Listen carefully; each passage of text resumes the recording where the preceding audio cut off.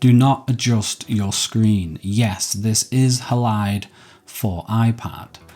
Or should I say HaliPad? HaliPad looks and feels like the Halide you know and love, but it's not simply being stretched to fill the larger screen like Instagram.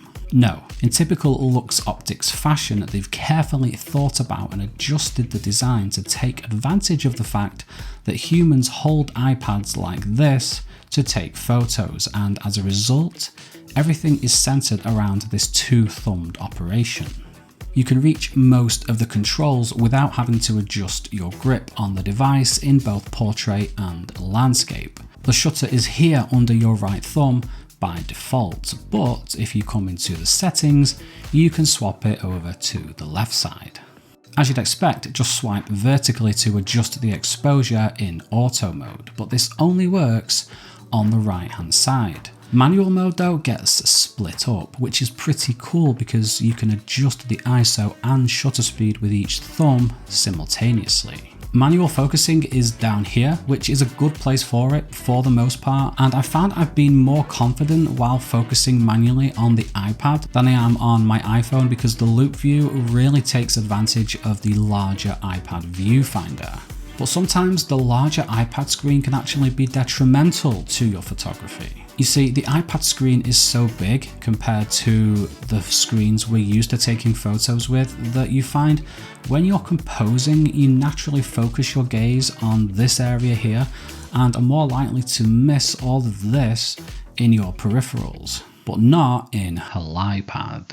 Enter ProView. ProView is a humble viewfinder size adjuster that shrinks your viewfinder down to a more familiar phone sized area, giving you a more complete view of your composition.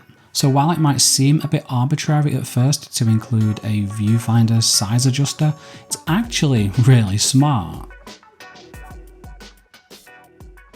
Next, I want to talk about RAW, but unfortunately, I'm not in the best position to because my iPad doesn't actually support it. I have an entry-level 2018 iPad and its camera is pathetic, bless it. So I'm not really surprised. But initially, I thought no iPad whatsoever supported RAW, until I double checked with one of the Halide developers and he told me that his 2018 iPad Pro did actually support it. So all I can say is if your iPad supports RAW, then you can enjoy it in HaliPad.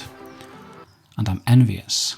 So Halide for iPad does exactly what it says on the tin. It's Halide that you know and love for iPad, and I have no faults with it whatsoever. It's funny though, I was really surprised when I first heard about Halide for iPad because iPad photography until now has been a bit of a faux pas, a bit of a running joke. So I'm curious to see where it goes from here, how much it's actually adopted by photographers. I think Lux Optics have been really smart to bring Halide to iPad now so that they're ready, they're in prime position if and when the iPad does start to be adopted more over the iPhone for photography. I think the main hurdle for people will be the iPad's physical size and possibly the fact that it doesn't actually offer any benefits in terms of bigger sensors or bigger lenses and things like that. In a few years though, the iPad's physical size could work in its favor because it's bigger. It has the potential for